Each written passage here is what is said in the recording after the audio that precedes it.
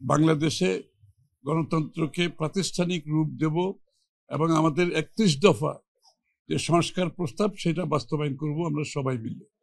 জনাব তারেক রহমান সাহেব আগেও ঘোষণা দিয়েছেন, একটা জাতীয় সরকারের মাধ্যমে সেটা বাস্তবায়ন করা হবে।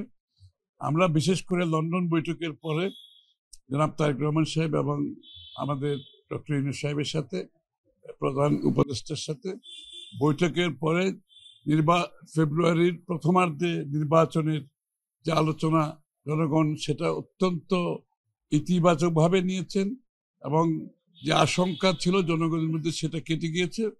সমস্ত জাতি এখন নির্বাচনী টানেলে প্রবেশ করেছে। আমরা সবাই নির্বাচনের দিকে এগিয়ে যাচ্ছি। গণতন্ত্র পুনরুদ্ধার, গণতন্ত্রকে প্রাতিষ্ঠানিক রূপ দেওয়ার জন্য এবং বাংলাদেশের জনগণের রাজনৈতিক, সাংবিধানিক, গণতান্ত্রিক অধিকার প্রতিষ্ঠিত করার জন্য এবং একটি নতুন বাংলাদেশ গড়ার শপথ নিয়ে আমরা সবাই ঐক্যবদ্ধভাবে এগিয়ে যাচ্ছি।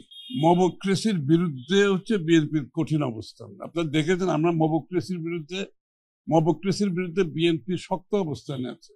সেই অবস্থান থেকে বিএনপি সরে দাঁড়াবে না। বিএনপি বাংলাদেশের সহনশীল, পরস্পরের সম্মানবোধের রাজনীতি প্রতিষ্ঠিত করার জন্য অঙ্গীকারবদ্ধ। এখান থেকে সরার কোনো সুযোগ নাই। এই সমস্ত মবক্রেসিতে যারা জড়িত, এটা তাদের ব্যক্তিগত সমস্যা, এটা বিএনপির কোনো সমস্যা নেই। দলের কেউ যদি বিচার তার নিজের গতি বেছে নেবে, এখানে তো বিচার তো কারোর জন্য বিচার থাকবে, কারোর জন্য বিচার থাকবে না, সেটা তো আমার মনে হয় না। যারা আইনের শাসনে বিশ্বাস করে তারা সেটা কোনোদিনও বলবে না। সুতরাং আর যদি তাদেরকে পাওয়া যায় এরকম কিছু, নিশ্চয়ই যদি এরকম কিছু পাওয়া যায়, প্রমাণ পাওয়া যায়, নিশ্চয়ই নেবে না। এটা তো নির্বাচন, আপনি দেখবেন যতবারই নির্বাচন ঘোষিত হয়, নির্বাচনের ডেট, নির্বাচনে মনোনয়ন দাখিলের তারিখ, বাছাই করার তারিখ, নির্বাচনের দিনক্ষণ, সবগুলো একটা শিডিউল দেওয়া হয়। সুতরাং সেটা নির্বাচনের এত আগে কোনো সময় দেওয়া হয় না, একটা নির্বাচনের কাছাকাছি সময়ে দেওয়া হয়। সব নির্বাচনে কিন্তু একই অবস্থা।